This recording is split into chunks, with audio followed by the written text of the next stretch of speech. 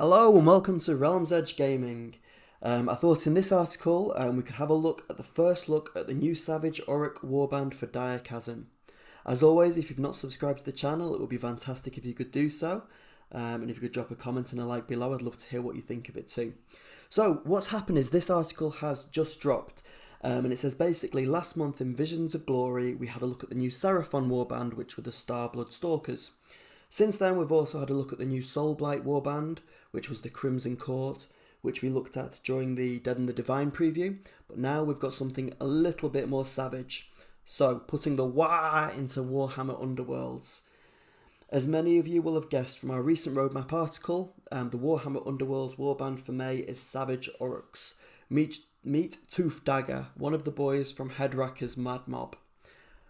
So, this is the model that we've been shown. I think that is amazing. I love the kind of Wolverine style claws that it's got going on there. Not that it particularly needs it. When you look at the length of those nails, it really does look pretty savage.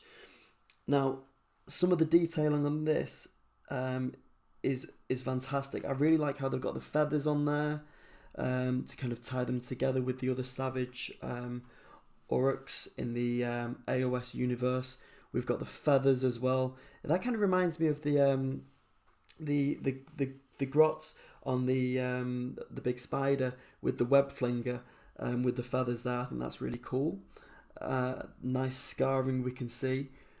It's an interesting colour scheme they've gone for, because the actual skin of the Orruk seems kind of pale in a way. It does seem slightly paler than the scheme that the Studio Army have, but it really kind of shows the definition of the muscles around the legs and arms. It definitely looks a powerful model, powerful character, and after I've had a quick glance at the rules, they definitely seem to reflect that aesthetic that they've gone for.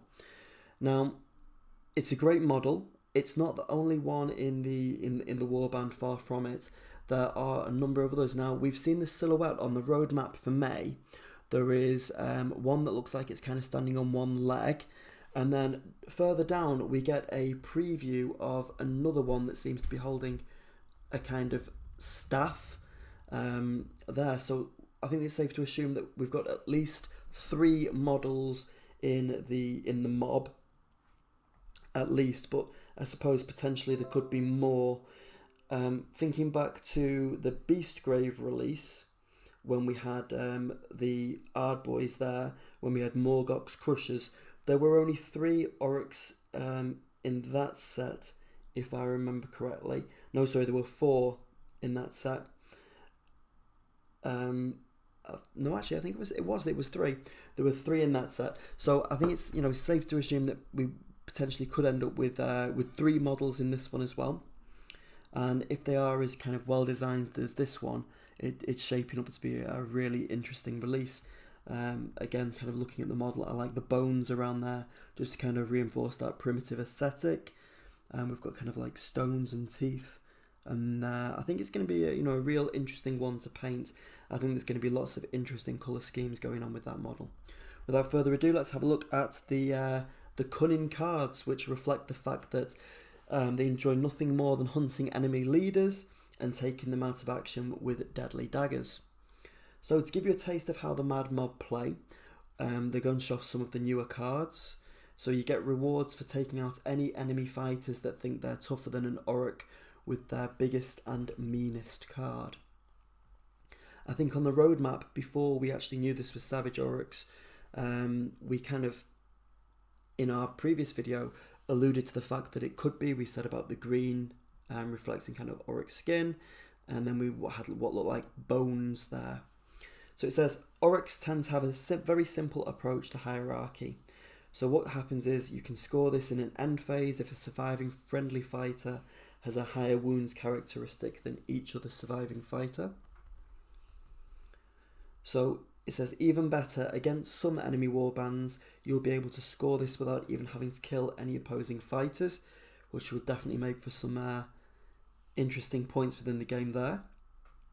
But it says, but what kind of Orruk wants to win without doing some fighting? Keep your options open with Stab, Stab, Stab, which is the hybrid surge card that rewards your boys for getting stuck in.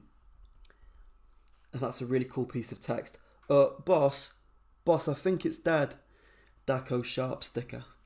So this one is you get to score immediately after an activation in which a friendly fighter made a successful attack action with cleave that targeted a fighter who was on guard or had a defense characteristic, or who made an attack action that took an enemy fighter with a higher wounds characteristic that friendly fighter out of action. So it says, use your boys to gang up and take out Mollog, so from Madmob, one of the Dankhold Troggoths, and claim 3 glory points for it. Finally, there's a universal ploy that emphasises the eternal struggle between hunter and quarry, and this one's titled Savage Contest. You can see one of the Daughters of Cain there. The rules are simple, last fighter standing, and we've got the text to reflect that. While hunters such as Toofdagga will love this card, so will warbands such as Hrothgorn's Mantrappers, where everyone they fight against is a quarry. So Hrothgorn's Mantrappers was the Ogre Moor tribe one, which had the Noblars, and I think it also had the Saber-tusk as well. Knowing how much everyone loves the Rumour Engine, we also get a glimpse at one of the other warband members below, and this is what we can see. This is what we spoke about before. We can definitely see some feathers there, kind of reinforcing that primitive nature with the skull. And it goes on to say, Hedkrakka's Madmob will be out in May, and we'll be taking a closer look at the warband and their cards before they come out. While we're waiting for them to bring their brutality to Direchasm, make sure that you also check out the latest Cataphrena Chronicle, which is all about how the design team created the new Slave to Darkness warband. So let's just scroll back up to that model and just take one last look at it. I think if that's the kind of aesthetic that they've gone for, and the other kind of mob members are based around that, I think it's going to look a great mix. I think it's going to be a really interesting warband to play as well with some of those cards. Definitely adding a bit more diversity to the Orruk team. But anyway, I'd love to hear your comments below. What did you think of it? Do you like the model? Are you going to be picking up one as a painting project and adding it to maybe your AOS army as well? Please drop a comment below. I'd love to talk to you about it. Thanks for joining me.